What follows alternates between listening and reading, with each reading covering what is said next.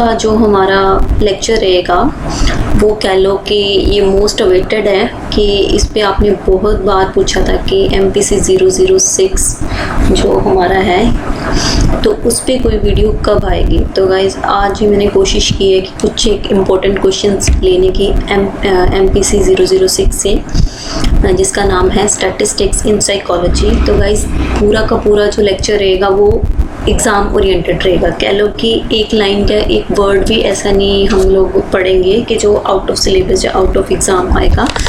सारे क्वेश्चन जो हैं वो एग्ज़ाम ओरिएंटेड ही हैं और ये मतलब काफ़ी बार रिपीट हो चुके हैं सारे क्वेश्चन। ऐसे क्वेश्चन भी उठाए हैं जो बार बार जो है वो एग्ज़ाम्स में regularly 10 years from last 10 year जो रिपीट हो रहे हैं। तो लेट्स स्टार्ट। सबसे पहले हम देख लें कि स्टैटिस्टिक्स की इंट्रोडक्शन लेते हैं, ये होता क्या।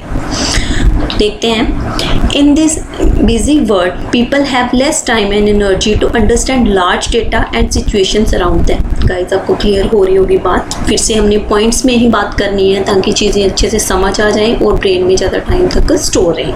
ठीक है, तो हमें पता है कि लाइफ हमारी कितनी बिजी है, हमारे पास इतना टाइम नहीं है कि हम इतना सारा डेटा को सामने रख के उसको पढ़ें और उसके बाद समझें कि क्या सिचुएशन है, क्या प्रॉब्लम। ठीक है, इंस्टेड ऑफ दैट हम चाहते हैं कि time demands to represent the large data और subject matter systematically through diagrams, graph and other data handling methods.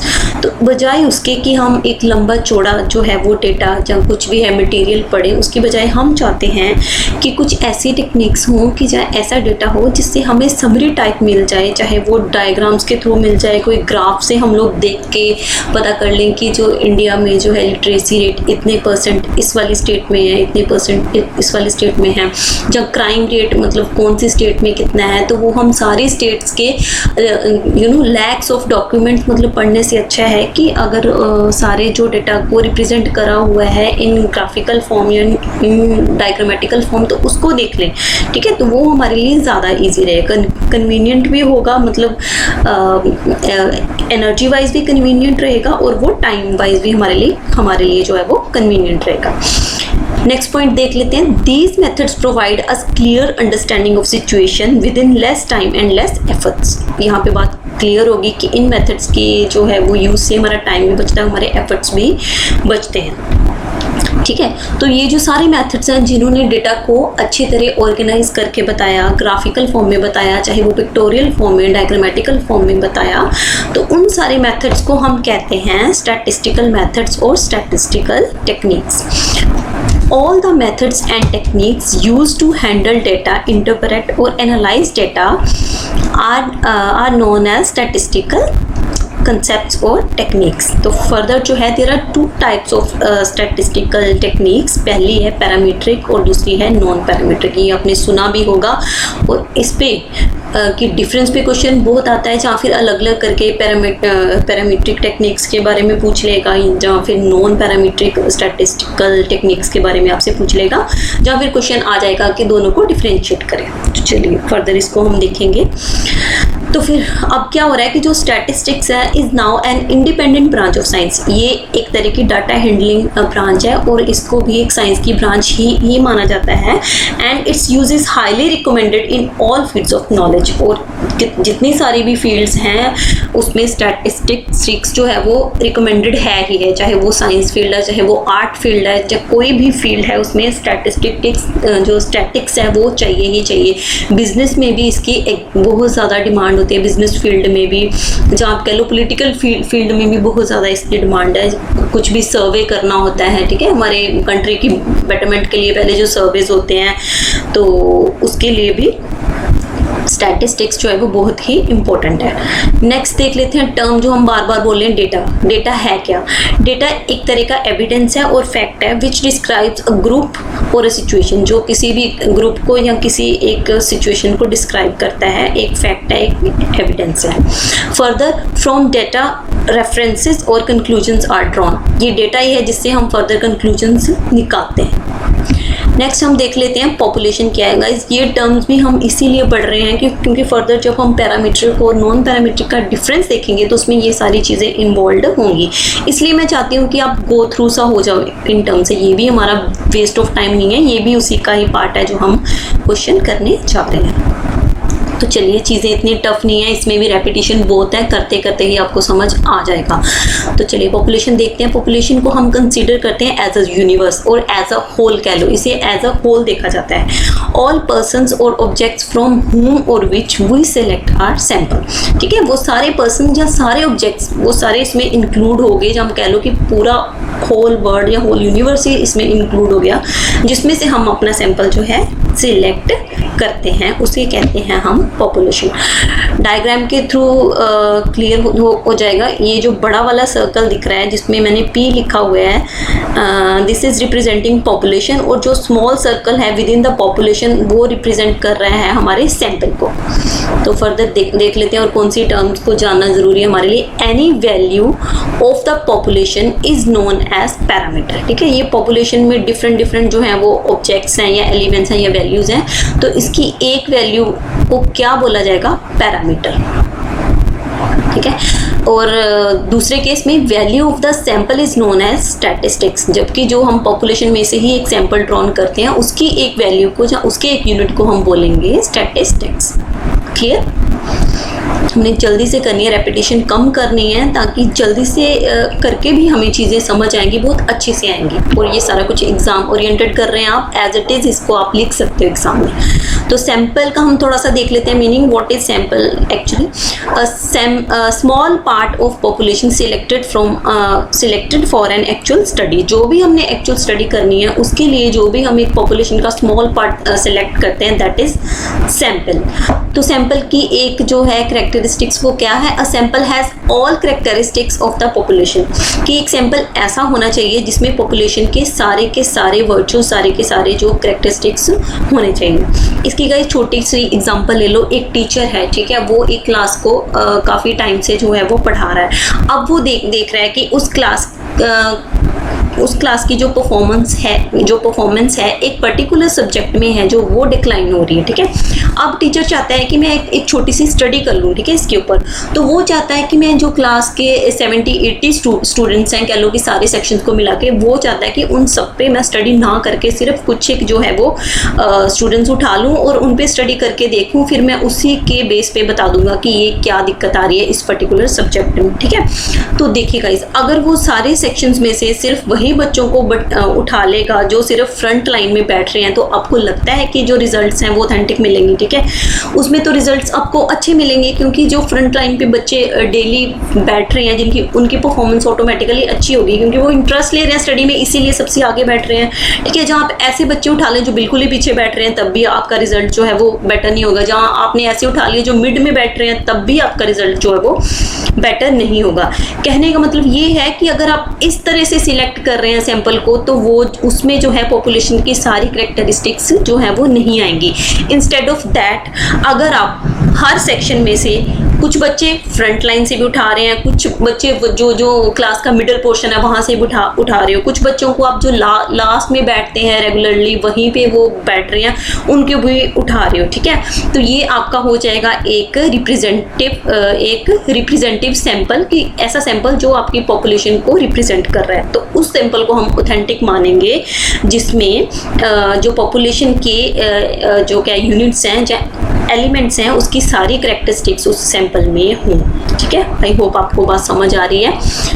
इससे ज़्यादा इसको हमने डिस्कस नहीं करना, क्योंकि मेन फोकस हमारा है अभी पैरामीट्रिक और नॉन पैरामीट्रिक का, उस पर आते हैं। उससे पहले थोड़ा सा समझ लो इसके बाद व्हाट इज़ एरर। रिसर्च में हम एरर्स की बात भी करते हैं, वो भी एक इम्पॉर्टेंट टॉपिक है हमारे MPC 006 का। पहले थोड़ा सा इसका जनरल आइडिया ले लें। हमने पढ़ा ना कि व्हाट इज़ पैरामीटर्स। पैरामीटर्स हैं कि द यूनिट ऑफ पॉपुलेशन को हमने बोला था, हाँ जी गाइस, तो हमने क्या देखा कि व्हाट इज एरर, एरर क्या है, error is the difference between parameter and statistics. Parameter हमने क्या समझा था, पैरामीटर है एक यूनिट फ्रॉम द पॉपुलेशन और स्टैटिस्टिक्स है 1 यूनिट फ्रॉम द सैंपल, ठीक है। तो एरर फिर क्या हुआ, जो पैरामीटर के यूनिट में या सैंपल के यूनिट में जो डिफरेंस आता है उसी की वजह से हमारी एरर अकर होती है किसी भी रिसर्च में, ठीक है। तो इसका मतलब जितना ये डिफरेंस ज़्यादा होगा उतनी ही एरर ज़्यादा होगी, ठीक है। इसका मतलब ये है कि जितना जो है सैंपल वो हमारी पॉपुलेशन से अलग होगा, मतलब ठीक है, उसकी सैंपल की सिलेक्शन बेटर नहीं होगी तो उतनी ही हमारी एरर जो है वो बढ़ती जाएगी, ठीक है। जितनी एरर ज़्यादा होगी तो रिसर्च को अनऑथेंटिक माना जाएगा, रिसर्च के जो रिजल्ट्स हैं वो जर्नलाइज नहीं किए जा सकते अगर एरर आपकी रिसर्च में बहुत ज़्यादा आ रही है तो, ठीक है गाइस। इसे इतना ही डिस्कस करते हैं एरर को जर्नल टर्म्स में। फर्दर देख लेते हैं कि what is normal distribution of data, कि डाटा हम लोग बार बार बात कर रहे हैं कि data should be normally distributed, ठीक है, फॉर एन ट्रू रिसर्च और फॉर एन एथिकल रिसर्च के लिए जो डेटा है वो नॉर्मली डिस्ट्रीब्यूटेड होना चाहिए। लेकिन ये है क्या एक्चुअली, अनॉर्मल, ये गाइस नॉर्मल है, स्पेलिंग थोड़े गलत हो गए हैं, एम यहाँ पे मिसिंग है, चलो कोई बात नहीं। A normal distribution of scores और data has a probability distribution that is centred around the mean, ठीक है। इसे ऐसा समझो कि हमारे पास अगर लाखों में हज़ारों में डेटा है, ठीक है, हमने सारी जो है वो, ठीक है, उसमें से हमारे पास लाखों में है पॉपुलेशन, तो उसमें हमने हज़ारों में करके एक हमने सैंपल सेलेक्ट कर लिया, ठीक है।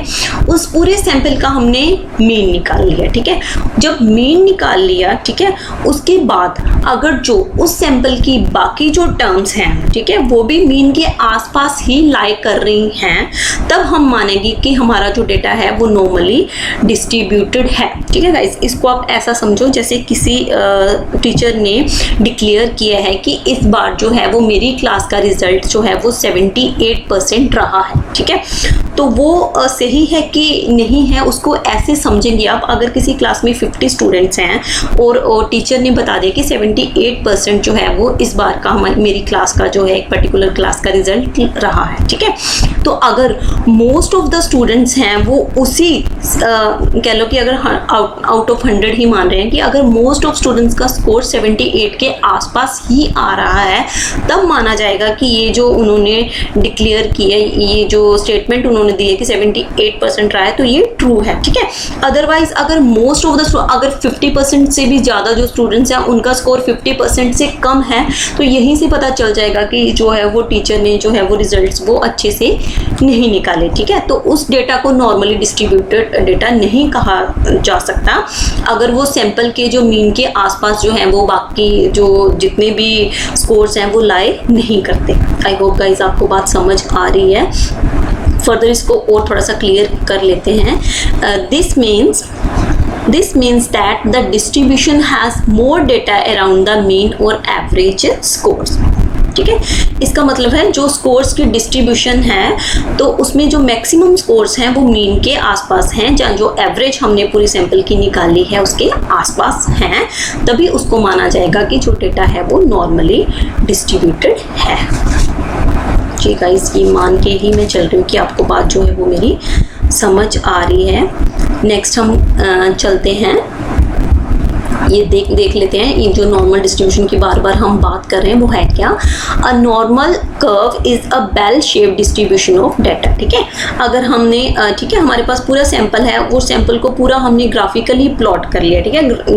ग्राफिकली उसको प्लॉट करने के बाद सैंपल को अगर हमारे पास एक ऐसा ग्राफ निकल के आ रहा है जैसे ऐसी शेप बेल टाइप कह लो कि ये उल्टी जैसे बेल को हमने किया हुआ है, उस वाली शेप में अगर हमारे पास जो है वो ये कर्व आती है, then we will say that कि हमारा जो डेटा है वो नॉर्मली डिस्ट्रीब्यूटेड है, ठीक है।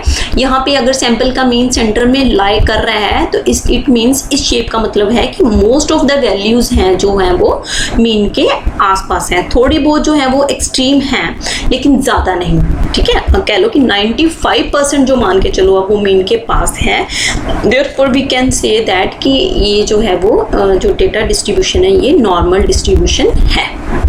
आई होप आपको बात समझ आ रही है गाइज। नॉर्मल डिस्ट्रीब्यूशन के बाद हम समझ लें इसका जनरल टर्म्स में मीनिंग समझो तो वही है नॉर्मल डिस्ट्रीब्यूशन का मीनिंग कि आपने जो सैंपल सिलेक्शन है वो बहुत ही ऑथेंटिक तरीके से ही की है। आपने ऐसे नहीं है कि कोई भी आउटलायर उठा लिए हैं, ठीक है। अगर आप जैसे मैंने मतलब एक क्लास टीचर की एग्जांपल दी थी, तो ऐसा नहीं है कि टीचर की क्लास में कुछ ऐसे भी बच्चे हैं जिनका स्कोर जो है वो 20% से भी कम है, या ऐसे बच्चे भी हैं जिनका स्कोर जो है वो 95 से भी अबव है। हाँ, एक दो को मान के चल सकते हैं, लेकिन आप अगर बोलो कि मैक्सिमम बच्चों के 25% से कम है या मैक्सिमम बच्चों के ही 90% से अबव हैं, तो हम नहीं मान सकते कि ओवरऑल क्लास का जो है वो एवरेज स्कोर 78% है, ठीक है। आउटलायर थोड़े बहुत हम यहाँ पे कंसीडर कर सकते हैं कि एक दो केस को हम एक्सट्रीम मान सकते हैं ऑन द बोथ हैंड, लेकिन जो बाकी जो हैं वो जितने भी एलिमेंट्स हैं सैंपल के, उनके जो मतलब स्कोर्स हैं वो मीन के आसपास लाइक करने चाहिए, ठीक है गाइस। बड़ी मुश्किल से खुद को रोक पा रही हूँ और एक्सप्लेन करने के लिए कि क्योंकि टाइम कम है और हमने टॉपिक जो है वो कवर करना है। आई होप नॉर्मल डिस्ट्रीब्यूशन आपको काफ़ी हद तक जनरल टर्म्स में समझ आ गया होगा। तो इसकी ज़रूरत हमें ये डिफरेंस में पढ़ने वाली है, इसलिए हमने इसको किया व्हाट इज नॉर्मल डिस्ट्रीब्यूशन, ठीक है।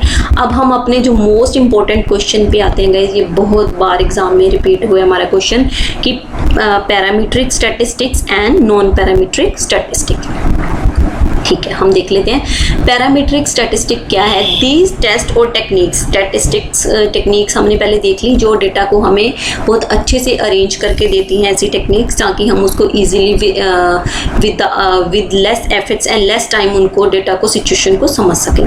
तो पैरामीट्रिक स्टैटिस्टिक्स क्या है? दीज टेस्ट और techniques are based on normal distribution of data, ठीक है। इसीलिए हम बार बार नॉर्मल डिस्ट्रीब्यूशन कर रहे थे, क्योंकि ये जो सारी टेक्निक्स हैं पैरामीट्रिक टेक्निक्स तभी लगेंगी अगर ये कंडीशन आपका डेटा पहले ही फॉलो कर रहा है कि वो नॉर्मली डिस्ट्रीब्यूटेड है, ठीक है।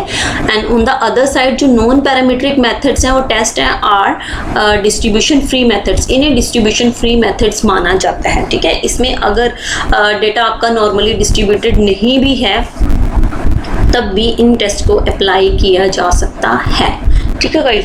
इसकी एक एग्जांपल ऐसे ले लो कि जैसे हम कह लो कि इस फैक्ट पे स्टडी करना चाहते हैं कि हमारी डिस्ट्रिक्ट में या है ना कि हमारे सिटी में कि कितनी फैमिलीज हैं जिसमें जो है फैमिली मेंबर जो है वो स्मोकिंग करते हैं, ठीक है।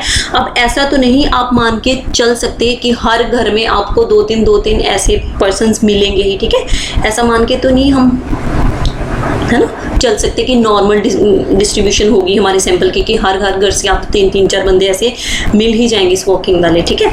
तो उस केस में जब जो है वो रिसर्चर है वो सैंपल की सिलेक्शन अपने रिसर्च के अकॉर्डिंग कह लो कि अपने पर्पस के अकॉर्डिंग करता है, तो उस केस में ये पॉसिबल नहीं है कि डेटा नॉर्मली डिस्ट्रीब्यूटेड हो। तो उस केस में हम नॉन पैरामीट्रिक जो है वो स्टैट को यूज़ करते हैं, ठीक है। पहला इसका डिफरेंस आ गया कि एक जो है वो नॉर्मल डिस्ट्रीब्यूशन को फॉलो करता है डेटा, और दूसरा जो है वो नॉर्मल डिस्ट्रीब्यूशन फ्री मेथड, इसको डिस्ट्रीब्यूशन फ्री मेथड माना जाता है कि अगर डेटा नॉर्मली डिस्ट्रीब्यूटेड नहीं भी है तब भी हम उन पे नॉन पैरामीट्रिक टेस्ट जो है वो लगा सकते हैं, ठीक है। नेक्स्ट हम देख लेते हैं कि जो सैंपल है, sample should be selected from a normally distributed population, ठीक है। ये फिर से वही बात आ गई, उसको पिक्टोरिकल फॉर्म में हमने रिप्रेजेंट करके बता दिया कि जो सैंपल सिलेक्शन है वो should be based on the normally distributed population, ठीक है। कह लो कि हम अगर किसी भी कह लो कि हम अपनी डिस्ट्रिक्ट के 9th क्लास स्टूडेंट्स का IQ लेवल चेक करना चाहते हैं, ठीक है। तो हमारी डिस्ट्रिक्ट में जितने भी स्कूल्स हैं और उस स्कूल्स में फर्दर जितने भी 9 क्लास के स्टूडेंट्स हैं वो सारी हमारी पॉपुलेशन होगी, ठीक है। तो जो रिजल्ट्स हैं कि हमें एग्जैक्ट पता चल सके कि एवरेज IQ क्या है सारे स्टूडेंट्स का within our city of 9th class students का जो है वो एवरेज IQ क्या है, तो वो तभी आएगा अगर हम जो सैंपल हैं हर स्कूल में जाके एक मिक्स एक कह लो कि नॉर्मली डिस्ट्रीब्यूटेड सैंपल जो हैं वो उठाएंगे, ठीक है। और दूसरे केस में जैसे मैंने स्मोकिंग वाली बात कर ली, जहाँ आप ऐसा देख लो कि आप देखना चाहते हो कि हमारी सिटी में मतलब कितना क्राइम हो रहा है, ठीक है। क्राइम केसेस मतलब कितने बढ़ रहे हैं उसकी आपने एवरेज देखनी है। तो ऐसा तो नहीं है कि आपको पर्टिकुलर मतलब एरिया में उतने ही कह लो कि मिल जाएंगे केसेस, हाँ ठीक है। किसी एरिया में क्राइम ज़्यादा हो रहा होगा, किसी एरिया में क्राइम जो है वो कम हो रहा होगा, ठीक है। इस केस में ऐसा नहीं है कि आपको इक्वल ही नंबर ऑफ जो है वो क्रिमिनल्स या क्रिमिनल केसेस आपको मिल जाएंगे। तो उस केस में जो है आप जो है वो आप नॉन पैरामीट्रिक टेस्ट को यूज़ करते हो, ठीक है। यहाँ पे क्या आ गया, sample can be selected from population which is not normally distributed, ठीक है। यहाँ पे जो आपकी पॉपुलेशन जो है वो नॉर्मली डिस्ट्रीब्यूटेड नहीं है, ठीक है। ये मतलब ऐसी सिचुएशन हो सकती है कि किसी एक पर्टिकुलर एरिया में कितने सालों से कोई क्राइम नहीं हुआ और किसी एक पर्टिकुलर एरिया में बहुत ज़्यादा क्राइम हो रहा है, ठीक है। इसका मतलब पॉपुलेशन जो है वो नॉर्मली डिस्ट्रीब्यूटेड नहीं है, ठीक है। ऑन द अदर साइड जो हम 9th क्लास वाली बात कर रहे हैं तो वो हर एरिया में जो जितने भी स्कूल्स हैं उसमें आपको 9th क्लास के बच्चे जो है वो नॉर्मली डिस्ट्रीब्यूटेड जो है वो मिल जाएंगे, ठीक है। आई होप आपको बात क्लियर हो रही है। मतलब ऊपर वाला ही पॉइंट हमने फिर से डिस्क्राइब किया। अब गाइस हम एग्जाम ओरिएंटेड कर रहे हैं तो हमें जब अगर क्वेश्चन आ गया डिफरेंस पे तो हमने मैक्सिमम पॉइंट लिखने हैं। तो यही हमारी कह लो कि वो लेवल चेक करते हैं कि हम एक पॉइंट को डिफरेंट कह लो कि तरीकों से कैसे रिप्रेजेंट कर सकते हैं अच्छे मार्क्स लाने के लिए, ठीक है। तो सारा एग्ज़ाम ओरिएंटेड ही मैंने क्वेश्चन बनाया है। आई होप आपको समझ आ रहा है। चलिए नेक्स्ट डिफरेंस देख लेते हैं। जो distribution of data follows a normal curve bell shaped, ठीक है। ये हमने पहले ही कर लिया लेकिन अब उसको बेल शेप की फॉर्म में ये डिफरेंस बता दिया कि distribution of data follow a normal curve. जो डिस्ट्रीब्यूशन ऑफ डाटा को वो नॉर्मल कर्व को फॉलो करती है, मीन्स कि वो जो डिस्ट्रीब्यूशन है वो नॉर्मल है। जो हम तीनों पॉइंट्स में सेम ही चीज़ डिस्कस कर रहे हैं। Which is infinite at the both ends. Infinite at the both ends मतलब कि हम 95% तो मान लेते हैं कि ये मीन के आसपास हैं, लेकिन कुछ एक जो है वो केसेस वो कहीं तक भी जा सकते हैं कि बोथ एंड इसके ओपन मानते हैं। 95% हम मानते हैं कि विद इन की क्लोज टू मीन जो हमारा सैंपल रहेगा, ठीक है। और दूसरी साइड पे जो फ्रीक्वेंसी डिस्ट्रीब्यूशन है वो does not follow a normal curve. ये नॉन पैरामीट्रिक के केस में हमें पता है कि वो नॉर्मल कर्व को जो डेटा है वो फॉलो नहीं करता। इसमें हम जो है पर्पसिव सैम्पलिंग या कोटा सैम्पलिंग करते हैं according to the demand of the study, ठीक है। तो इसमें जो है वो distribution of data should be unsymmetrical. तो इस होनी चाहिए या होती है, आप ऐसा मान लो कि जो डिस्ट्रीब्यूशन ऑफ डेटा की है वो अनसिमेट्रिकल होती है। जैसे कह लो कि इसमें तो सिमेट्रिकल आ रहा है, इक्वल जो आ रही है, और इसमें जो है वो थोड़ा इस साइड को पॉजिटिव साइड को जो है वो थोड़ी हमारी जो बेल शेप है वो पॉजिटिव कह लो कि साइड की तरफ थोड़ी सी स्ट्रेच है, ठीक है गाइस। थोड़ी डायग्राम आपको टेढ़ी मेढ़ी लग सकती है लेकिन आई होप आपको कंसेप्ट समझ आ रहा है। तो यहाँ पे डेटा जो है वो नॉट सिमेट्रिकल है, यहाँ पे बेल शेप्ड है, हमारा डेटा सिमेट्रिकल है। नेक्स्ट पॉइंट देख लें, sample is selected from random sampling technique, ठीक है। सिमिलरली जो मैं कब से बात कर रही हूँ कि सैंपल ऐसे सिलेक्ट होना चाहिए कि हर एक जो यूनिट का मतलब 100% चांसेस होने चाहिए कि वो सिलेक्ट हो सकता है, ठीक है। रिसर्चर का इसमें कोई भी बायस नहीं होना चाहिए कि हाँ जी मैंने तो होशियार बच्चे ही उठाने। अगर होशियार बच्चे ही उठाने भैया तूने, तो तेरे पास तो रिजल्ट ही नहीं आएंगे ऑथेंटिक, ठीक है। तूने तो बच्चे ही वही उठा लिए जिनका IQ है ही पहले से हाई, ठीक है। तो ये सिलेक्शन भी जो है वो रैंडम तरीके से होनी चाहिए कि सारे स्टूडेंट्स का इक्वल चांस होना चाहिए that they can be the part of sample. और दूसरी तरफ जो है sample is selected from non random sampling techniques, और यहाँ पे जो है सैंपल वो नॉन रैंडम सैम्पलिंग टेक्निक से होती है सिलेक्शन, क्योंकि यहाँ पे हमें जो है रैंडम तरीके से वो जो सिलेक्शन करना सैंपल की बहुत ही हमारे पास बहुत ही मुश्किल बात हो जाती है, ठीक है। यहाँ पे पहले ही हमें सैंपल साइज भी कम मिलता है। जैसे मैंने क्रिमिनल केसेस वाली बात की तो उसमें पहले ही सैंपल साइज हमें कम मिलेगा, और फर्दर अगर उसको रैंडमली भी सिलेक्ट करने जाएंगे तो बिल्कुल भी सैंपल जो है हमें मिल ही नहीं पाएगा। इसलिए इसको अकॉर्डिंग टू द कह लो कि टाइप ऑफ द रिसर्च जो है वो सैंपल को नॉन रैंडम सैम्पलिंग तरीके से सिलेक्ट किया जाता है इन नॉन पैरामीट्रिक टेस्ट के केस में। तो कुछ एग्जांपल्स हैं रैंडम सैम्पलिंग की टेक्निक, जैसे क्लस्टर रैंडम सैम्पलिंग है, सिस्टमेटिक रैंडम सैम्पलिंग है, और दूसरी तरफ ये रैंडम सैम्पलिंग की टेक्निक्स हैं, और ये पैरामीट्रिक की तरफ जो हमारी नॉन रैंडम सैम्पलिंग की टेक्निक्स हैं, जैसे कोटा सैम्पलिंग हो गया, कन्वीनियंट सैम्पलिंग हो गया कि रिसर्चर को जैसे कन्वीनियंट हो वैसे उसने सैंपल की सिलेक्शन कर ली, क्योंकि ऑलरेडी पॉसिबल नहीं है सैंपल मिलना, तो उसको जहाँ कहीं मिला अपनी कन्वीनियंस के अकॉर्डिंग उसने सैंपल को उठा लिया, ठीक है। जहाँ फिर आपको पर्पसिव सैम्पलिंग टेक्निक आ गई, ये भी एक आपकी नॉन रैंडम सैम्पलिंग टेक्निक है। सॉरी, नेक्स्ट डिफरेंस हम देख लें, that is sample is in the form of interval और रेशियो स्केल। तो गाइस यहाँ पे अगर हम बात करें तो स्केल्स को समझने की बात करें कि जब हम पैरामीट्रिक टेस्ट की बात कर रहे हैं तो उस केस में है जो सैंपल जो है जहाँ तो इंटरवल स्केल पे होना चाहिए, जहाँ रेशियो स्केल्स पे होना चाहिए। अब ये स्केल क्या है? इंटरवल स्केल वो है जिसमें सैंपल जो है जहाँ तो वो ग्रुप की फॉर्म में रिप्रेजेंट किया जाता है आपके सामने। जैसे मान लो एज ग्रुप हमने बता दी 0 to 10 year, 10 to 20 year, 20 to 30 years, ठीक है। जहाँ फिर किसी पर्टिकुलर सब्जेक्ट में या कोई भी टेस्ट में जो स्कोर्स हैं जैसे 0 to 5, 5 to 10, 10 to 15 ऐसे, जहाँ तो इस फॉर्म में डेटा होना चाहिए। जहाँ फिर रेशियो स्केल की बात कर लें, जैसे हाइट, वेट या number of goals, number of children, ठीक है, ऐसे जहाँ फिर आपका सैंपल होना चाहिए वो रेशियो स्केल में होना चाहिए। फर्दर थोड़ा समझ लें इंटरवल स्केल और रेशियो स्केल क्या है। इंटरवल स्केल जो है उसमें 0 is not the lowest value, ठीक है।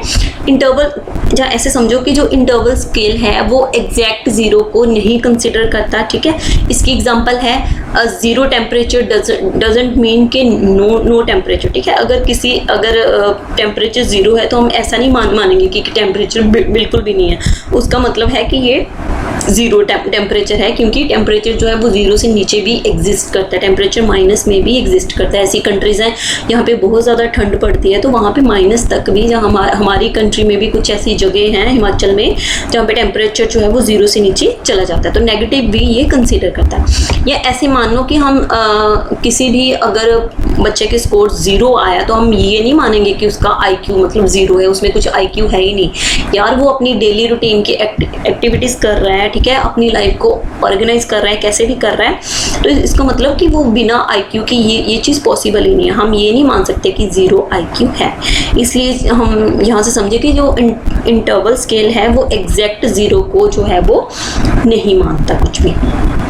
और ऑन द अदर साइड जो रेशियो स्केल है उसके लिए 0 मीन्स 0, ठीक है, उसके लिए 0 का मतलब 0 ही है, ठीक है। एज वेट 0 मीन्स कि किसी चीज़ का कुछ भी वेट नहीं है, ठीक है। तो इसलिए अगर डेटा आपका रेशियो स्केल में है या इंटरवल स्केल में है तब आप पैरामीट्रिक टेस्ट लगा सकते हो। रेशियो स्केल में जैसे हमने एग्जांपल ली थी हाइट वेट की, हाइट 0 मीन्स कि कुछ भी हाइट नहीं है, वेट 0 मीन्स कि उस पर्टिकुलर चीज़ का वो जो है वो वेट नहीं है, ठीक है। जहाँ कह लो कि आप स्कोर्स की मैच में भी फ्रेंड्स ये जो है वो स्टैट लगता है। जैसे स्कोर्स को हम, ठीक है, स्क्रीन की साइड में फटाफट से एनालाइज करके हमें बताते रहते हैं कि कितने ओवर्स रह गए हैं, कितने रन्स बनाने हैं और कितना टाइम रह गया है। अगर कोई फुटबॉल मैच चल रहा है तो उतने टाइम में मतलब कितने गोल होने चाहिए टू विन द गेम, तो उस केस में भी सारा स्टैट लगता है, ठीक है। तो नंबर ऑफ गोल्स जो हैं वो भी मतलब रेशियो स्केल में आएगा, क्योंकि यहाँ पे भी 0 मीन्स कि कोई भी गोल नहीं हुआ, क्योंकि रेशियो स्केल है जो है वो 0 को कंसीडर करता है। बस ज़्यादा इसको मतलब ज़्यादा डिटेल में जाने की ज़रूरत नहीं है। एग्जाम ओरिएंटेड इतना ही समझो कि अगर सैंपल जो है आपका वो इंटरवल स्केल पे जहाँ इंटरवल स्केल पे जहाँ रेशियो स्केल पे है आपका डेटा, तो आप उस पर पैरामीट्रिक टेस्ट लगा सकते हो, ठीक है। ऑन द अदर साइड अगर हम नॉन पैरामीट्रिक की बात कर लें तो हमारा जो सैंपल है वो जहाँ तो नॉमिनल स्केल पे होना चाहिए या फिर ऑर्डिनल स्केल पे होना चाहिए, तब हम नॉन पैरामीट्रिक टेस्ट लगाते हैं। नॉमिनल से ही समझो मीन्स नेम और कैटेगरी, ठीक है। किसी हम डेटा को नेम से रिप्रेजेंट कर रहे हैं, जैसे मेल फीमेल, अर्बन रूरल कोई स्टडी कर रहे हैं जिसमें हम अर्बन पर्सन्स को या फिर रूरल जो पर्सन्स हैं उनको कंसिडर कर रहे हैं, जब वर्किंग या नॉन वर्किंग विमेन पे कोई स्टडी कर रहे हैं, ठीक है, इस टाइप में जो है वो डेटा होगा। जब कलर ऑफ आइज पे, ठीक है, डिफरेंट स्टेट्स में कलर ऑफ आइज है, डिफरेंट कंट्रीज में colour of eyes, colour of hairs कैसा पाया जाता है, जब टाइप ऑफ हाउसेस कैसे पाए जाते हैं within different regions of our countries, है ना, जहाँ कौन से डिफरेंट टाइप्स ऑफ पेट्स हैं जिनको घर पे रखना जो है वो पीपल जो है वो प्रेफर करते हैं। ऐसा डेटा जो सारा होगा उसको हम नॉमिनल स्केल पे बोलेंगे, जहाँ इसको कैटेगोरिकल स्केल पे भी बोलेंगे। नॉमिनल मीन्स कि नेम से रिप्रेजेंट, कैटेगरी से यहाँ पे डेटा जो है वो रिप्रेजेंट होता है, तब हम उस पर नॉन पैरामीट्रिक टेस्ट लगा सकते हैं। गाइस आई होप आपको समझ आ रही है। नेक्स्ट थोड़ा सा ऑर्डिनल स्केल्स पे बात कर लें। ऑर्डिनल से आपको क्या समझ आ रहा है? ऑर्डर में, कि चीज़ें जो है यहाँ पे आपको ऑर्डर में मिलेंगी, एग्जैक्ट नंबर नहीं मिलेंगे, जैसे हमने यहाँ किया था रेशियो स्केल में हाइट वेट, ठीक है, जहाँ एग्जैक्ट इंटरवल बने हुए हैं कि एज ग्रुप के, जहाँ पे इंटरवल स्केल की बात करी थी, यहाँ पे आपको ऑर्डर में मिलेंगी चीज़ें, ठीक है, जहाँ फिर आपको चॉइसेस में मिल गए कि आपको एक डेटा मिल गया जिसमें लोगों ने चॉइसेस करके बताई हुई है, येस नो की या ट्रू फॉल्स की, ठीक है, यहाँ फर्दर रैंकिंग करी हुई है किसी भी चीज़ की, वो भी आपका ऑर्डिनल स्केल पे होगा, ठीक है। अगर तो आपको 2 चॉइसेस वाला कोई डेटा मिलता है जिसमें सिर्फ 2 ही चॉइसेस दी जाती हैं, मतलब पर्सन्स को टू फिल द फॉर्म या फिल द क्वेश्चन कुछ भी है, तो उसको हम बोलेंगे डाइकोटोमस डेटा, जैसे अग्री, डिसअग्री, गिल्टी, इनोसेंट या येस नो, ट्रू फॉल्स जो हमने ऊपर किया था, ठीक है। और अगर 2 से ज़्यादा चॉइसेस दे रहे हैं आएगा वो भी ऑर्डिनल स्केल के अंडर, लेकिन उसको नॉन डाइकोटोमस बोलेगा। डाई मीन्स गाइस 2, अब नॉन डाइकोटोमस मीन्स कि 2 से ज़्यादा है, कि ये 2 नहीं है, 2 से ज़्यादा है, सिंपल, ठीक है। जैसे कई बार होता है किसी क्वेश्चनर में जैसे 2 चॉइसेस से आपको ज़्यादा होती है चॉइसेस की, अग्री, स्ट्रॉन्गली अग्री, न्यूट्रल, जो डिसअग्री, ऐसे। आई होप आपको समझ आ रहा है। थोड़ा फास्ट कर रही हैं और टाइम भी लग रहा है, क्योंकि टाइम गाइस हमारे पास थोड़ा एग्जाम प्रिपरेशन के लिए, और हमने टॉपिक जो है वो ज़्यादा कवर करने हैं, इसलिए हम थोड़ा फास्ट कर रहे हैं, वो चीज़ों को जल्दी से समझ रहे हैं पॉइंट्स में। नेक्स्ट डिफरेंस जो आ गया पैरामीट्रिक और नॉन पैरामीट्रिक में, दैट इज सैंपल साइज और data should be greater than equal to 30 और sample size should be large, ठीक है।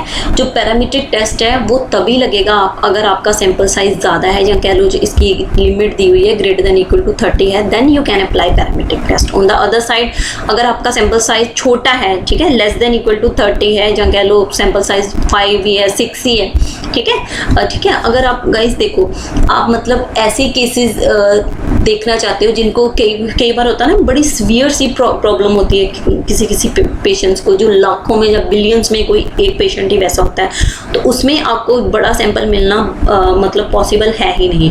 तो उस केस में हम क्या करते हैं, नॉन पैरामीट्रिक टेस्ट को लगाते हैं। ये भी एक डिफरेंस आ गया सैंपल साइज का। नेक्स्ट आ गया uses a mean value for the central tendency.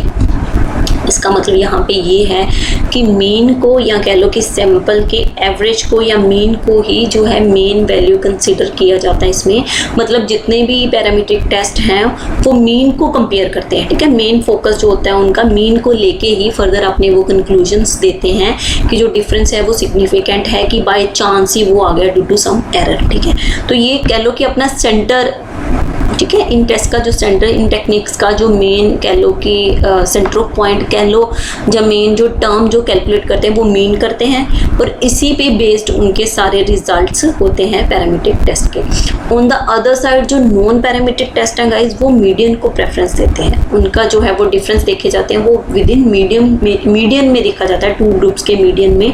जब मोर देन 2 ग्रुप्स हैं तो उसके लिए अलग टेक्निक्स हैं, पैरामीट्रिक भी और नॉन पैरामीट्रिक्स भी। तो सिर्फ यहाँ पे यही याद रखना है आपको कि अगर पैरामीट्रिक टेस्ट है तो उनके लिए सेंट्रल टेंडेंसी जो है वो मीन रहेगी। अगर नॉन पैरामीट्रिक टेस्ट है तो वो किसका कंपैरिजन करेंगे, वो मीडियंस का कंपैरिजन करेंगे। That's it. नेक्स्ट चलते हैं। ये पॉइंट भी है, ये मैंने बाद में बताना है, लेकिन गाइस ये इसको मैंने यहाँ लिख दिया, चलो यहाँ भी आपको समझ आ जाएगा। टू कंपेयर, ठीक है, हमने मीन और मीडियन की बात कर ली। तो नेक्स्ट है to compare means of more than 2 groups. अगर मोर देन 2 ग्रुप्स हैं तो उनके मीन वैल्यूज़ को आपने जो है वो कंपेयर करना है। तो हमने जो टेस्ट है पैरामीट्रिक टेस्ट है इनोवा यूज़ करना है। ऑन द अदर साइड जो है वो अगर नॉन पैरामीट्रिक की बात करें तो हमने क्रस्कल वैलिस टेस्ट जो है to compare more than 2 groups जो है वो यूज़ करना है। फर्दर ये भी समझेंगे हम नेक्स्ट जो भी हमारा लेक्चर आएगा, कोशिश करूँगी जल्दी बनाने का, क्योंकि Innova is one of the most important topic है MPC 006 का। फिलहाल यही याद रख लो कि इनोवा पैरामीट्रिक है और जो आपका क्रस्कल वैलिस टेस्ट है that is non parametric to compare more than 2 groups. और यहाँ पे आप क्या कंपेयर करोगे? यहाँ पे तो मीन कर रहे हो, यहाँ पे बताइए, आप ही बताओगे। We will compare median. Next difference हम देख लें गाइस, काफ़ी डिफरेंस हमने करना है और हमने कोशिश करनी है वही चीज़ों को रिपीट करके बार बार लिखने की, ताकि अगर ये इसमें हमको लॉन्ग आंसर क्वेश्चन भी आ जाए तो हम उसको अच्छे से अटेम्प्ट कर पाएँ। ठीक है, नेक्स्ट डिफरेंस आ गया कि parametric test requires previous knowledge about the population. ठीक है, इसमें पॉपुलेशन के रिगार्डिंग हमें प्रीवियस नॉलेज चाहिए होती है। ठीक है गाइस, देखिए हम एक ऑथेंटिक डेटा चाहते हैं कि जिसमें ऐसा सैंपल हो जिसमें पॉपुलेशन की सारी करेक्टरिस्टिक्स आए, तभी वो नॉर्मली डिस्ट्रीब्यूटेड होगा। तो करेक्टरिस्टिक्स वो अगर हम चाहते हैं सैंपल में सारी हों तो वो हमें तभी पता चलेगी अगर हमें पॉपुलेशन की भी करेक्टरिस्टिक्स पता है। ठीक है, तो यहाँ पे जो नॉलेज है पॉपुलेशन की रिक्वायर्ड है। On the other side non parametric में हमें कोई फर्क नहीं पड़ता कि सैंपल कैसे भी, बस हमें मिलना चाहिए, क्योंकि यहाँ पे पहले ही सैंपल कम रहता है, तो इसलिए यहाँ पे प्रीवियस नॉलेज ऑफ पॉपुलेशन जो है वो उसकी रिक्वायरमेंट नहीं है। नहीं भी मिलेगी आपको नॉलेज अबाउट पॉपुलेशन तो चलेगा, बट पैरामीट्रिक में नहीं चलेगा।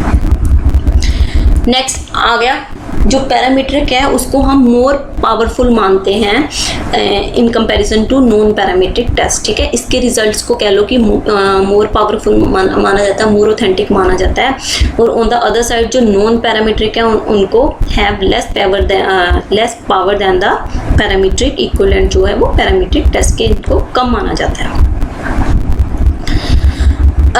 जी नेक्स्ट जो है वो पैरामीट्रिक टेस्ट जो है वो needs more efforts and time as compared to non parametric test. इसमें जो टाइम और एफर्ट ज़्यादा लगता है गाइस, अच्छी चीज़ मिलेगी चाहिए तो टाइम और एफर्ट ज़्यादा ही लगाने पड़ेंगे। ठीक है, अच्छे मार्क्स चाहिए तो ज़्यादा टाइम ज़्यादा एफर्ट लगाओगे तभी जो है वो हमें अच्छे मार्क्स मिलेंगे। तो इसलिए अगर इसके रिजल्ट्स को बेटर माना जाता है पैरामीट्रिक टेस्ट के, तो वो इसीलिए है तो कि इसमें टाइम और जो एफर्ट्स हैं ज़्यादा लगता है। और जबकि दूसरी साइड पे जो नॉन पैरामीट्रिक टेस्ट हैं वो यूज़र फ्रेंडली, मतलब इजीली इनको कैलकुलेशन इनकी इजी रहती है and further economical in time, तो जल्दी भी होते हैं ये टेस्ट को यूज़ करना, थोड़ा टाइम कन्वीनियंट भी है नॉन पैरामीट्रिक को यूज़ करना। नेक्स्ट जो है अगर हमने 2 ग्रुप्स में से या 2 वेरिएबल्स का रिलेशनशिप देखना है तो हम यहाँ पे अप्लाई करेंगे पैरामीट्रिक टेस्ट जो है वो Pearson coefficient of correlation. On the other side अगर हमने नॉन पैरामीट्रिक टेस्ट की बात करें तो यहाँ पे हम स्पीयरमैन्स रैंक ऑर्डर कोरिलेशन को यूज़ करेंगे to check the relationship between variables. ठीक है, नेक्स्ट डिफरेंस आ गया टू कंपेयर मीन्स। ठीक है, पहले हमने 2 से ज़्यादा मीन्स की बात करी थी, एक तरफ अनोवा था और दूसरी तरफ हमने किया था गाइस जो हमने क्रस्कल वैलिस टेस्ट किया था। ये 2 से ज़्यादा ग्रुप्स जो हमने कंपेयर करे थे। ठीक है, और जब हमने 2 ग्रुप्स को कंपेयर करना है तब देख लेते हैं कौन से पैरामीट्रिक और कौन से नॉन पैरामीट्रिक टेस्ट लगाने पड़ेंगे। To compare means of 2 paired कह लो, इसको पेयर्ड भी बोल सकते हैं, 2 पेयर्ड भी बोल सकते हैं, डिपेंडेंट भी बोल सकते हैं, मैच्ड भी बोल सकते हैं। ठीक है, अगर 2 ऐसे ग्रुप जो पेयर्ड कह लो या डिपेंडेंट कह लो या मैच्ड सैंपल्स हैं, अगर हमने उनके मीन को कंपेयर करना है तो हम कौन सा टेस्ट लगाएंगे? पेयर्ड टी टेस्ट लगाएंगे। ठीक है, और इसके ऑपोजिट अगर नॉन पैरामीट्रिक की बात करें तो उसमें अगर हमने कोई टू पेयर्ड ग्रुप्स का यहाँ पे हमने मीन कंपेयर करते हैं, यहाँ पे हमने बात की थी मीडियन कंपेयर करते हैं। ठीक है, नॉन पैरामीटर में के केस में हम विल्कॉक्सन साइंड रैंक टेस्ट लगाएंगे। ठीक है, अब ये भी थोड़ा समझ लेते हैं जो हम पेयर्ड डिपेंडेंट मैच ग्रुप की बात कर रहे हैं वो क्या है। पेयर्ड गाइस मीन्स कि आपका सैंपल सेम ही है, उसका पहले आपने प्री टेस्ट ले लिया, फिर कोई आपने ट्रीटमेंट दे दी या किसी पर्टिकुलर मेथड से आपने पढ़ा दिया या कोई ऐसी पर्टिकुलर टेक्निक उनको करवा दी, उसके बाद आपने टेस्ट ले लिया। ठीक है, बैक एंड पे सैंपल सेम है, सिर्फ आपने उनका पहले प्री टेस्ट ले लिया, फिर आपने उनका पोस्ट टेस्ट ले लिया। ऐसे सैंपल को ऐसे कह लो कि 2 ग्रुप्स को हम पेयर्ड ग्रुप्स बोलेंगे या डिपेंडेंट ग्रुप्स बोलेंगे या हम मैच्ड ग्रुप्स बोलेंगे। ठीक है, आई होप आपको बात समझ आ रही है। टाइम थोड़ा इससे ज़्यादा मैं यहाँ पे क्लियर करने भी नहीं वाली हूँ गाइस। चलो नेक्स्ट पॉइंट पे चलते हैं। बाकी कुछ क्वेरीज रह जाएंगी तो प्लीज़ मुझे कमेंट में बताना, मैं क्लियर करने की कोशिश करूँगी। नेक्स्ट है टू कंपेयर मीन्स, ठीक है। पहले हमने डिपेंडेंट मैच्ड ग्रुप की बात कर ली, अगर है ना, तो फिर सेकंड इसके अलावा दूसरे भी ग्रुप्स भी तो हैं जो अनपेयर्ड होंगे, जहाँ अनमैच्ड होंगे, जहाँ इंडिपेंडेंट होंगे, उस केस में भी हम टी टेस्ट ही लगाएंगे। लेकिन पहले जो था वो पेयर्ड टी टेस्ट था, अब इनके लिए हम अनपेयर्ड टी टेस्ट लगाएंगे, ठीक है। अनपेयर्ड टी टेस्ट पहले देख लेते हैं कि अनपेयर्ड ग्रुप कैसे होते हैं। जैसे एक आपका बॉयज़ का ग्रुप है, एक आपका गर्ल्स का ग्रुप है, ठीक है। बॉयज़ के जो इंग्लिश में जो अचीवमेंट है, या गर्ल्स की जो इंग्लिश में अचीवमेंट है, दोनों को जब हम कंपेयर करते हैं तो ऐसे ग्रुप्स को हम मानेंगे अनपेयर्ड ग्रुप्स की, ठीक है। दोनों ग्रुप्स अलग अलग हैं, ठीक है। लेकिन अगर हम बॉयज़ के ही प्री पोस्ट को स्टडी कर रहे हैं तब हम उसको हम पेयर्ड ग्रुप मानेंगे। लेकिन यहाँ पे दो डिफरेंट ग्रुप्स हैं, एक बॉयज़ का एक गर्ल्स का है, ठीक है। या फिर मान लो अगर दोनों ग्रुप बॉयज़ के ही हों, लेकिन पहले वाले में हम उसके मैथमेटिकल अचीवमेंट देख रहे हैं या दूसरे वाले में इंग्लिश अचीवमेंट देख रहे हैं, तब भी वो दो अनपेयर्ड ग्रुप्स ही होंगी, क्योंकि उसमें हम सेम ग्रुप के प्री पोस्ट की बजाय उसके डिफरेंट जो वेरिएबल्स हैं उसके स्कोर्स को हम कंपेयर कर रहे हैं। गाइस आई होप मैं क्लियर कर पा रही हूँ, ठीक है। और बाकी मुझे कमेंट्स में ही पता चलेगा कि आपको कितना जो है वो क्लियर होती है मेरी बात। लेकिन कोशिश मेरी पूरी है इजी टू इजी रखने की कोशिश की है मैंने, कि आपको बात जो है वो समझ आ रही, थोड़ी बहुत ये डायग्राम छोटी मोटी पिक्चर्स इसीलिए बनाएंगे आपको समझ आ सके, है ना, ठीक है। और इसके ओपोजिट अगर हम नॉन पैरामीट्रिक की बात करें तो नॉन पैरामीट्रिक में अगर आपको अनपेयर्ड ग्रुप्स मिलते हैं तो उसके आप मीडियन, यहाँ पे मीडियन मैं बोल रही हूँ बार बार ताकि आपको याद रहे, यहाँ पे आपने मीडियन कंपेयर करने हैं और यहाँ पे आप मीन कंपेयर करते हो पैरामीट्रिक में, और नॉन पैरामीट्रिक में आपने मीडियन कंपेयर करने हैं, ठीक है। तो यहाँ पे मीडियन को ही कंपेयर किया जाता है। तो उस केस में हमने अगर हमारे पास आपके पास अनपेयर्ड या अनमैच्ड सैंपल है तो उसमें आप कौन सा टेस्ट यूज़ करोगे, मान विटनी टेस्ट यूज, ठीक है। पेयर्ड वाले में हमने देखा था, हमने विल्कॉक्सन साइन रैंक किया था, और अगर अनपेयर्ड ग्रुप आ गए तो हमने मान विटनी करना है। तो दूसरी तरफ अगर पैरामीट्रिक की बात करें, अगर पेयर्ड आ गया तो आपने पेयर्ड टी टेस्ट लगाना, अगर अनपेयर्ड ग्रुप आ गए तो आपने अनपेयर्ड टी टेस्ट लगाना है। क्लियर? Thank God. तो अभी देखो आपने फटाफट से जो है वो ये डिफरेंस वाला क्वेश्चन खत्म कर लिया है। एग्जाम में आ जाए तो एज इट इज आप ये नोट्स पढ़ के जा सकते हो और एज इट इज पॉइंट्स को डिस्क्राइब कर सकते हो, ठीक है। अपनी तरफ से और ज़्यादा एक्सप्लेनेशन ऐड करोगे तो वो मच बेटर रहेगा, ठीक है। मे बी आपकी रिप्रेजेंटेशन मेरे से मच बेटर हो, तो मैं यही आपको ऑल द बेस्ट बोलूँगी कि अच्छे से ये आप करके जाइए टॉपिक, क्योंकि इसका चांसेस बहुत ज़्यादा है आने की, ठीक है। तो पैरामीट्रिक नॉन पैरामीट्रिक यहीं पे हमारा ख़त्म होता है। वीडियो थोड़ी लंबी हो सकती है लेकिन आज हमने ये एक दो टॉपिक ख़त्म करने हैं। नेक्स्ट गाइज, ये साइन टेस्ट बार बार पूछा जाता है, इसको हमने अभी पढ़ा है। जरा बताओ हमने कहाँ पढ़ा था, जब हमने 2 ग्रुप्स के मीडियन को, ये नहीं आप खुद ही बताओ, ये साइन टेस्ट पहले बताइए कि पैरामीट्रिक है कि नॉन पैरामीट्रिक है। ये गाइज एक नॉन पैरामीट्रिक टेस्ट है, ठीक है। ये मोस्टली जो अभी तक इस पे पूछा भी गया तो ये शॉर्ट आंसर में पूछा गया, तो इसमें आपने इसकी थोड़ी सी कैरेक्टरिस्टिक्स बता देने की साइन टेस्ट है क्या। चलो इसको देख लेते हैं। Compares the medians of 2 paired matched और डिपेंडेंट ग्रुप्स। ये मैंने बता दिए कौन से होते हैं paired matched and dependent groups, ठीक है। जिसको 1 सैंपल ग्रुप भी कहा जाता है, कि सेम ही ग्रुप है, उसी के 2 सैंपल प्री पोस्ट हमने लिए हैं, ठीक है। उसमें अगर मीडियंस को कंपेयर करना हो तो हम साइन टेस्ट को लगाते हैं। तो it is a median compare कर रहे हैं, ठीक है। तो फिर ये कौन सा टेस्ट है, नॉन पैरामीट्रिक टेस्ट है। ये आपको ऐसी ही चीज़ें याद हो जाएंगी रेपिटेशन करते करते, ठीक है। नॉन पैरामीट्रिक टेस्ट है। देन थर्ड पॉइंट क्या होगा, नॉन पैरामीट्रिक हमेशा क्या होते हैं, डिस्ट्रीब्यूशन फ्री होते हैं, ठीक है। कह लो कि जो हमने ऊपर पैरामीट्रिक नॉन पैरामीट्रिक के डिफरेंस वाले जो जितने भी पढ़े हैं पॉइंट्स, उनको सबको आप यहाँ लिख सकते हो अकॉर्डिंग टू द मार्क्स। अगर आपको लेंथी क्वेश्चन आता है, इस पर लेंथी आने के चांसेस बहुत कम है, शॉर्ट ही आएगा। लेंथी भी आया तो आपने जो पैरामीट्रिक नॉन पैरामीट्रिक का डिफरेंस देखा है उसी को अपने ब्रेन यूज करके यहाँ पे वो पॉइंट को जो है वो अपने अकॉर्डिंग, अपनी वर्डिंग के अकॉर्डिंग लिख सकते हो, ठीक है। डिस्ट्रीब्यूशन फ्री होगा क्योंकि ये नॉन पैरामीट्रिक है। नेक्स्ट पॉइंट देख लेते हैं। तो ये किसका ऑल्टरनेटिव है, यहाँ पे भी हम 2 मीडियंस को कंपेयर कर रहे हैं और पैरामीट्रिक में हम 2 मीन्स को कंपेयर करते हैं, तो वहाँ पे हम लगाते हैं टी टेस्ट, ठीक है। तो फिर साइन टेस्ट ऑल्टरनेटिव हो गया किसका, टी टेस्ट का। टी टेस्ट फिर क्या होगा, पैरामीट्रिक या नॉन पैरामीट्रिक? ये हमारा पैरामीट्रिक होगा, ठीक है। ऑल्टरनेटिव देख रहे हैं ना। आई होप गाइस मैं मिक्स नहीं कर रही चीज़ें, मैं बहुत कोशिश कर रही हूँ कि चीज़ें आपको क्लैरिटी में बताऊं। तो बाकी आप बताना कि आपको कैसे समझ आ रहा है, क्योंकि ये मेरा फर्स्ट एक्सपीरियंस है कि मैं ऑनलाइन जो है वो स्टैटिस्टिक्स पे कोई लेक्चर मैंने बनाया है। तो मेरी मतलब कमियां कुछ भी हैं तो आप प्लीज़ मुझे कमेंट्स में बताना, ताकि मैं खुद को और ज़्यादा इम्प्रूव कर सकूं और आपके लिए और प्रिसाइज और कह लो सिंपलेस्ट फॉर्म में है वो सारे टॉपिक्स ला सकूं। प्लीज़ प्लीज़ सपोर्ट करना guys.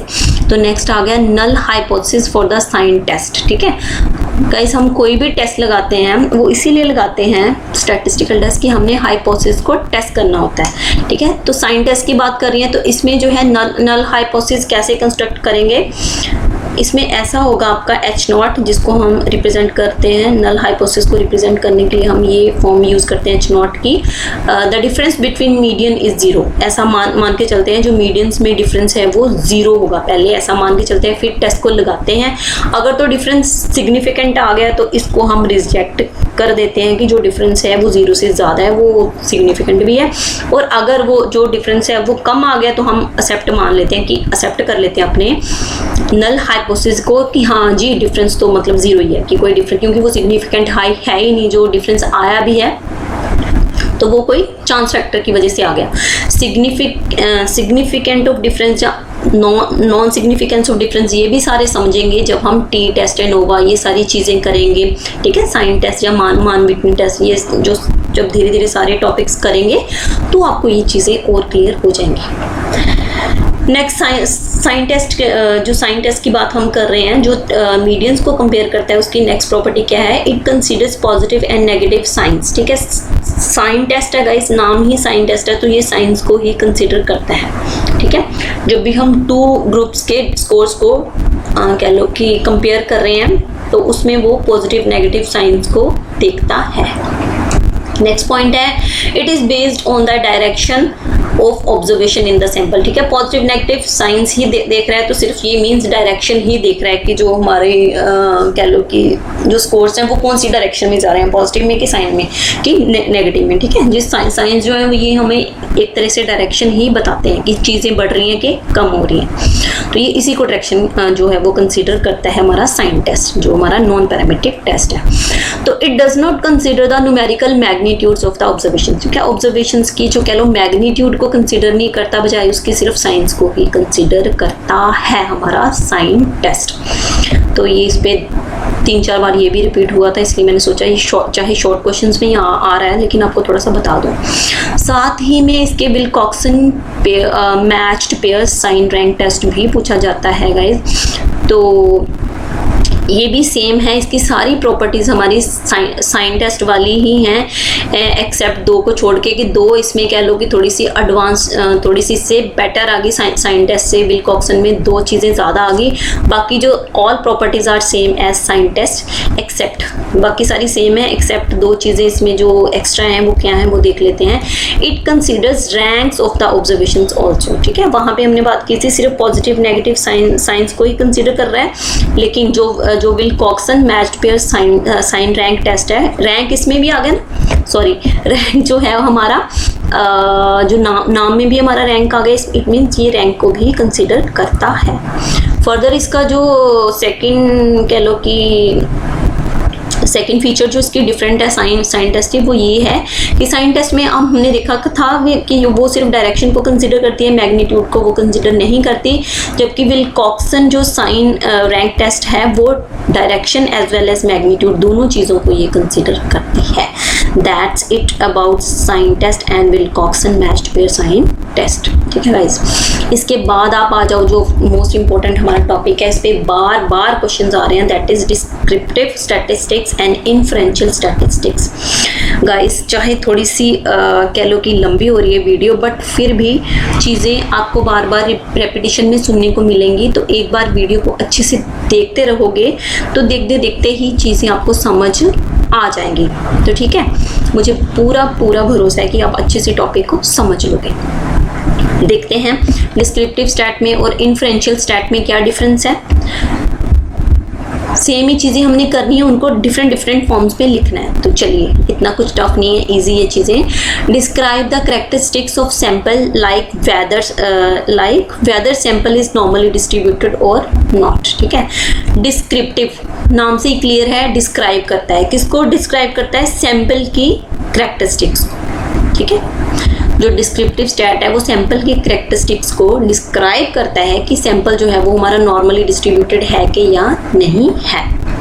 On the other side जो हमारा इन्फ्रेंशियल स्टैट है, ये किसके रिगार्डिंग होता है? कंसर्न्ड अबाउट गिविंग कंक्लूजन्स और इन्फ्रेंसेस अबाउट पॉपुलेशन। ठीक है, यहाँ पे डिस्क्रिप्टिव स्टैट जो है वो आपको सैंपल की कैरेक्टरिस्टिक बता रहा है कि सैंपल की नेचर क्या है, वो नॉर्मली डिस्ट्रीब्यूटेड है कि नहीं है।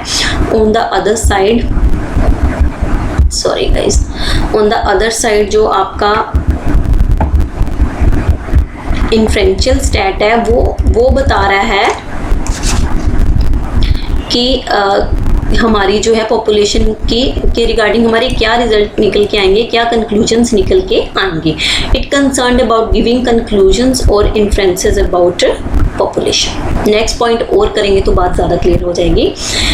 डिस्क्रिप्टिव क्या है? Descriptive statistics takes data from sample and also gives conclusions about sample. इसने सैंपल से ही डेटा लेना है, डिस्क्रिप्टिव स्टैट ने सैंपल से ही डेटा लेना है और फर्दर जो इसने कंक्लूजन्स देनी है वो भी सैंपल के ही रिगार्डिंग देनी है कि सैंपल हमारा कैसा है, उसकी ही नेचर बतानी है।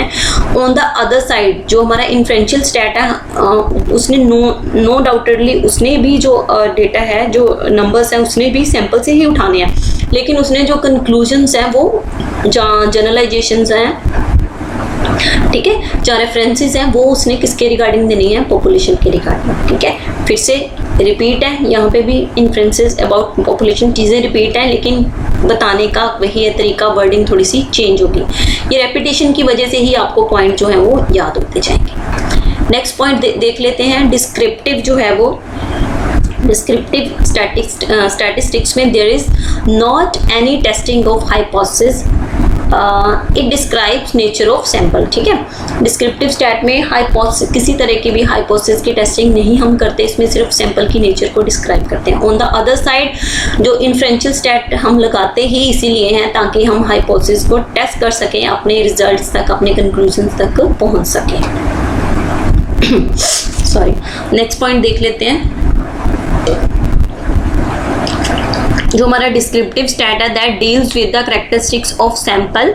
ठीक है, फिर से वही बात कि ये किससे डील करता है? Descriptive stat characteristics of sample. लेकिन इसमें कौन कौन सी टेक्निक्स यूज होती है? मीन, जैसे मीन होता है, मोड होता है, मीडियन, रेंज, स्टैंडर्ड डेविएशन की कितना जो है वो हमारे सैंपल में डेविएशन है एज कम्पेयर टू पॉपुलेशन, और वेरिएंस देखता है, स्क्यूनेस देखता है। स्क्यूनेस भी हमारी एक जो जब हम प्रोबेबिलिटी कर्व की कैरेक्टरिस्टिक्स करेंगे तो उसमें ये सारी चीज़ें हम अच्छे से क्लियर करेंगे। फिलहाल के लिए आप समझ लो कि ये डिस्क्रिप्टिव स्टैट के सारे मेथड्स ये हैं।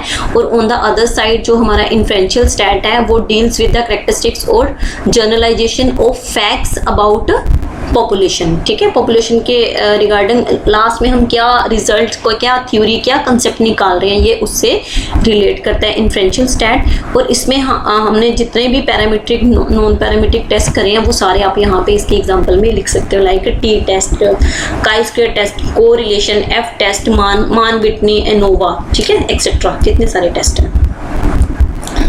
फर्दर हमारा डिफरेंस वाला पॉइंट आ गया, that is it converts raw data. कौन? डिस्क्रिप्टिव स्टैट जो है वो कन्वर्ट करता है raw data into group data और मीनिंगफुल और organised data through the process of tabulation. ठीक है, टेबुलेशन उस प्रोसेस को माना जाता है जिसके थ्रू जो रॉ डाटा है वो ग्रुप डाटा में कन्वर्ट होता है। टेबुलेशन गाइस मीन्स कि जो डेटा हमारे पास रॉ डाटा पड़ा है उसको टेबल्स की फॉर्म में या उसको डायग्रामेटिकल फॉर्म में रिप्रेजेंट करना, उसको ग्रुप फॉर्म में रिप्रेजेंट करना। नेक्स्ट जो है हमारा इन्फ्रेंशियल स्टैटिस्टिक्स है, वो क्या करता है? इट कन्वर्ट्स, जो हमें टेबुलर डेटा यहाँ पे मिल गया, ये इट कन्वर्ट्स टेबुलर और अरेंज डेटा इनटू कंक्लूजन्स और इन्फ्रेंसेस। ठीक है, इसने कंक्लूजन इन्फ्रेंसेस तक जाना है हमारे इन्फ्रेंशियल स्टैट में थ्रू स्टैटिस्टिकल एनालिसिस। यहाँ पे टेबुलेशन के थ्रू जो डेटा है सारा ऑर्गेनाइज हो रहा है और यहाँ पे स्टैटिस्टिकल एनालिसिस से हमारी जो है कंक्लूजन्स जो है वो ड्रॉन हो रही हैं। आई होप चीज़ें समझ आ रही हैं। तो थोड़ा सा मैंने इसको पिक्टोरियल फॉर्म देने की कोशिश की है, थोड़ा डायग्रामेटिकल, ताकि आपको समझ आ जाए। जो हमारे पास रॉ डाटा है, जहाँ जो हमारे पास अनग्रुप डाटा है, वो कन्वर्ट हो गया किसमें, ग्रुप डाटा में या मीनिंगफुल डाटा में, और जिस प्रोसेस से हुआ है उसको हम बोलते हैं टेबुलेशन। ठीक है, अब आफ्टर टेबुलेशन हमारे पास डाटा किस फॉर्म में आ गया, in the form of table और ग्राफ्स। और ऑन द अदर साइड जो हमारे पास टेबुलर डेटा आ गया with the help of descriptive stat, उसको उस पर फर्दर स्टैटिस्टिकल एनालिसिस जब हमने किया तो हमारे पास पॉपुलेशन को जनरलाइज करने के कह लो कि कंक्लूजन्स आ गए, इन्फ्रेंसेस आ गए, जिसको हम फर्दर जनरलाइज कर सकते हैं on our population in the form of generalisation, fact, theory, या कोई भी कंसेप्ट, मेथड, कुछ भी जो हमने डेवलप किया है, किसी तरह की भी कोई डेवलपमेंट, किसी तरह की भी कोई इन्वेंशन कह लो, जैसे साइंटिफिक स्टडीज में होते हैं after a research. Next difference देख लें हम डिस्क्रिप्टिव में और इन्फ्रेंशियल में। मेनली यहाँ पे 2 टाइप्स हैं डिस्क्रिप्टिव स्टैट के, ठीक है। एक तो है एक ये डिस्क्रिप्टिव स्टैट जो है ये मेजर करता है मेजर ऑफ स्प्रेड, या मेजर ऑफ डिस्पर्शन भी बोलते हैं इसको, मेजर ऑफ स्कैटर्डनेस भी बोलते हैं। मतलब कि जो हमारा डेटा है वो कितना के स्प्रेड है, कितना के बिखरा हुआ है, या कितना वो है वो कह लो कि मीन के पास है, या कितना मीन से ये दूर है, जो भी हमने नॉर्मल डिस्ट्रीब्यूशन में भी किया था। और नेक्स्ट ये करता है मेजर ऑफ सेंट्रल टेंडेंसी, कि सेंट्रल टेंडेंसी जो है वो डेटा की क्या है, उसका मीन निकालता है, मीडियन या उसकी एवरेज, मीन मीडियन मोड निकालता है। और एक है स्प्रेड निकालता है। स्प्रेड में कौन कौन सी टेक्निक आ जाती है, मेजर ऑफ स्प्रेड या इसको मेजर ऑफ डिस्पर्शन भी बोलते हैं। उसमें हम रेंज को यूज़ करते हैं, वेरिएंस को यूज़ करते हैं, स्टैंडर्ड डेविएशन, क्वार्टाइल्स, ठीक है। ये सारी स्क्यूनेस जो भी है, ये सारी चीज़ें इसमें यूज़ होती हैं। और मेजर ऑफ सेंट्रल टेंडेंसी में होती हैं mean, median, mode. On the other side inferential stat की भी 2 टाइप्स हैं जो हमने बड़ी अच्छे से उनका पहले जो है वो डिफरेंशिएशन किया है, पैरामीट्रिक एंड नॉन पैरामीट्रिक। यहाँ पे आपने सारी उसकी कैरेक्टरिस्टिक सारी लिखने की ज़रूरत नहीं है गाइस, थोड़ी बहुत उनके बारे में बता देना है, क्योंकि क्वेश्चन अभी हम अटेम्प्ट कर रहे हैं डिस्क्रिप्टिव और इन्फ्रेंशियल का, ना कि पैरामीट्रिक और नॉन पैरामीट्रिक का। इसलिए जितना मतलब रिक्वायर्ड है उतना ही आपने लिखना है। हमें पता है पैरामीट्रिक क्या है, which follow assumptions of normal distribution, और यहाँ पे ये अजम्पशन फ्री माना जाता है नॉन पैरामीट्रिक को, ये कुछ भी असम्पशंस ऐसे फॉलो नहीं करता। फिर कुछ टेस्ट की एग्जांपल दे दी, पैरामीट्रिक कौन से हैं, T test, Pearson correlation, ANOVA etcetera. On the other side non parametric की बता दी हमने, sign test, Wilcoxon sign test. Next correlation, इसका ये इसलिए एरो बनाया हो कि इसके अल्टरनेटिव में ये वाले टेस्ट यूज़ होते हैं, ठीक है। पियर्सन के अल्टरनेटिव में जो हमारा नॉन पैरामीट्रिक स्पीयरमैन यूज़ होता है, और जो हमारा पैरामीट्रिक एनोवा टेस्ट है उसके अल्टरनेट में नॉन पैरामीट्रिक जो है वो क्रुस्कल वॉलिस जो हमारा टेस्ट है वो यूज़ होता है। आई होप गाइस आपको समझ आ रहा है। नेक्स्ट जो डिफरेंस हम देख लेते हैं, दैट इज डिस्क्रिप्टिव स्टैट जो है वो this enables a better interpretation of data, ठीक है। ये हम बार बार देख रहे हैं कि डेटा को बेटर तरीके से ऑर्गेनाइज करता है, इंटरप्रेट करता है for further analysis to draw conclusions, ठीक है। ये एक तरह से हमें डेटा को ऑर्गेनाइज करके देता है ताकि उस पर फर्दर जो है वो स्टैट हम लगा सकें, ठीक है। और दूसरी साइड पे जो इन्फ्रेंशियल स्टैट है, enables us to use the sample to make generalizations about the population data. Population के रिगार्डिंग जनरलाइजेशन करने के लिए हमें जो फैसिलिटी देता है that is inferential stat. Guys बार सेम चीज़ें हैं, सिर्फ उनको लिखने का ढंग चेंज हो रहा है, उनको रिप्रेजेंट करने का तरीका चेंज हो रहा है according to exam. Next point ले लेते हैं कि जो हमारा डिस्क्रिप्टिव स्टैट है forms the basis for more advance statistical methods और इन्फ्रेंशियल स्टैटिस्टिक्स, ठीक है। अब अगर हम आपके पास रो डाटा पड़ा है, आप एग्जैक्ट जाके उस पर टी टेस्ट या मान विटनी टेस्ट या कह लो कि कोरिलेशन टेस्ट नहीं लगा सकते। उसको पहले स्टैटिस्टिकल टेक्निक लगाने के लिए पहले उसको ऑर्गेनाइज करना पड़ेगा, और ऑर्गेनाइज करने के लिए उस पर डिस्क्रिप्टिव स्टैट लगाना पड़ेगा। ऑन द अदर साइड कि inferential stat becomes easy to draw conclusions if data is arranged और ग्रुप्ड परफेक्टली। अगर डेटा पहले ही अरेंज्ड है, ठीक है, ग्रुप्ड है, तो उस पर फर्दर एडवांस स्टैटिस्टिकल टेक्निक जितनी भी हमने T test, ANOVA, Mann Whitney, ठीक है, विल्कॉक्सन, साइन टेस्ट, जो भी हमने इतने भी पढ़े हैं उन सबको लगाना जो है वो ईजी रहता है अगर हमारा डेटा जो है वो पहले से ही अरेंज्ड है, ग्रुप्ड है। नेक्स्ट जो है वो डिस्क्रिप्टिव स्टैट जो हमें क्या ऑफर करता है, little information about causes and effects, ठीक है गाइज। लेकिन अब इसके कुछ ड्रॉबैक्स भी हैं कि ये सिर्फ हमें सैंपल की नेचर बता रहा है, ये बता रहा है सैंपल हमारा वेल ऑर्गेनाइज्ड है कि नहीं, ठीक है, ऑथेंटिकली सिलेक्शन हुई है उसकी कि नहीं, पॉपुलेशन को जो सैंपल है रिप्रेजेंट कर रहा है कि नहीं, ठीक है। उसके डिफरेंट तरीके आपने देख लिए, मीन, मीडियन, मॉड, ठीक है, रेंज निकाल के देखना, ठीक है, स्क्यूनेस निकाल के देखना कि जो सैंपल है वो नॉर्मल डिस्ट्रीब्यूशन को फॉलो कर रहा है कि नहीं, ठीक है। लेकिन ये वेरिएबल का कॉज इफेक्ट रिलेशन नहीं बताता, ठीक है। एक वेरिएबल का दूसरे पे क्या इफेक्ट पड़ रहा है उसको ये नहीं बताता, वो फर्दर कौन बताता है, वो सारा इलेबोरेट करता है हमारा इन्फ्रेंशियल स्टैट। ये कॉज और इफेक्ट की बात हम गाइस एक्सपेरिमेंटल स्टडीज में करते हैं, ये सारा कुछ हमारा कवर होगा MPC 005 पे, उस पर भी हमने जल्दी से काम करना है, ठीक है। एक्सपेरिमेंटल स्टडीज में हम कॉजेज और इफेक्ट्स को देखते हैं कि क्या एक वेरिएबल का दूसरे पे क्या इफेक्ट पड़ रहा है, ठीक है। नेक्स्ट हम देख लेते हैं डिस्क्रिप्टिव और इन्फ्रेंशियल स्टैट में डिफरेंस, कि जो डिस्क्रिप्टिव है ये do not disclose the relationship, descriptive statistical techniques जितनी भी हैं वो do not disclose the relationships between the variables, ठीक है। ऊपर हमने देख लिया कि कॉज इफेक्ट का कुछ नहीं बताते वो, और फर्दर रिलेशनशिप्स का भी कुछ नहीं बताते, क्योंकि गाइस हम बार बार देख रहे हैं वो सिर्फ सैंपल जो वो सैंपल का जो डेटा है, जो भी सैंपल है, सिर्फ उसकी वो नेचर बताता है, सिंपली जो उसको ग्रुप करके बताता है, ठीक है। फर्दर कंक्लूजन जो करता है वो सारा इन्फ्रेंशियल स्टैट करता है, तो इन्हीं पॉइंट्स को हमने डिस्क्राइब करना है। दूसरी साइड पे इन्फ्रेंशियल जो है वो एक्सप्लेन करता है वेरी वेल, बहुत ही अच्छे तरीके से वेरिएबल्स के बीच का जो रिलेशनशिप आपको बताता है कि एक वेरिएबल में चेंजेस आने से दूसरे वेरिएबल्स में कैसी चेंजेस आ रही हैं, कि उनका रिलेशनशिप पॉजिटिव है, नेगेटिव है, या कोई रिलेशनशिप नहीं है, ये सारा कुछ आपको इन्फ्रेंशियल स्टैट बताएगा बजाय कि डिस्क्रिप्टिव स्टैट के। नेक्स्ट पॉइंट हम देख लेते हैं, descriptive stat can not compare means, ठीक है। फिर से वही बात आ गई, मीन्स को कंपेयर नहीं करता, मीडियंस को, ठीक है, मीडियंस को भी कंपेयर नहीं करता, ठीक है। मीन्स इसमें पैरामीट्रिक नॉन पैरामीट्रिक टेस्ट की बात नहीं हो रही, इसमें simple mean, median, mod, range, ऐसी सारी चीज़ों की बात हो रही है जिससे हमें सैंपल डेटा के कह लो की नेचर पता चलती है, ठीक है। मैं बार बार इसीलिए रिपीट कर रही हूँ ताकि आपको चीज़ें जो है वो क्लियर हो जाएं जी। तो हम देख लेते हैं कि इट डज नॉट, सॉरी, जो हमारा डिस्क्रिप्टिव स्टैट है, it can not compare means और medians of different samples, it can only calculate the mean value of entire data but does not tell about the significant difference between them, ठीक है। ये further ये नहीं बता रहा कि जो मीन्स आए हैं, ठीक है, कि उनका कोई सिग्निफिकेंट डिफरेंस है कि नहीं, ये ग्रुप्स का सिंपल आपको मीन निकाल के बता देगा।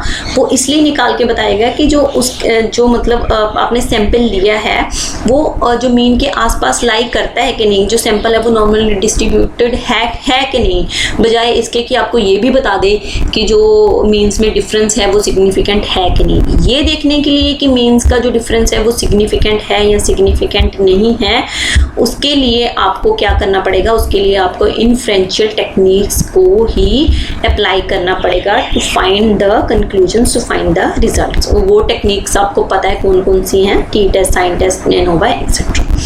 तो गाइस आई होप ये वीडियो लंबी हो गई, 1 घंटे की बन गई है, बट फिर भी आई होप मैंने कोशिश की है कि इम्पोर्टेंट से इम्पोर्टेंट सारे टॉपिक आपको करवाने की, जो बार बार कह लो कि हमारे MPC 006 में रिपीट हो रही हैं। ये सॉरी, इसके ऊपर हमारी पहली वीडियो है और फर्दर भी हम कोशिश करेंगे बाकी वीडियोस को भी जल्दी से लाने की। तो गाइज़ आई होप आपको आज की वीडियो जो है वो पसंद आई है। गाइज़ थोड़ा सा माउस नहीं चल रहा तो उसकी वजह से मुझे दिक्कत आ रही है। तो गाइज़ ठीक है, तो मिलते हैं हम नेक्स्ट वीडियो में और कोशिश करते हैं जो टॉपिक बच गया उन सबको भी करने की। तो टिल देन गाइस, अगर आपको वीडियो अच्छी लग रही है तो प्लीज़ इसको लाइक शेयर किया करो, ताकि फर्दर मुझे पता चल सके कि मैंने कहाँ पे इम्प्रूव करना है खुद को, और ऐसे कौन से इंपॉर्टेंट टॉपिक हैं जो आप और पढ़ना चाहते हो। तो ठीक है, हम फिर से एक अच्छी सी वीडियो लेके आएंगे जो फिर से एग्ज़ाम ओरिएंटेड होगी, और जिसको करने से हमें एग्ज़ाम में बहुत ज़्यादा हेल्प मिलेगी। ठीक है, till then keep smiling and keep studying. Take care.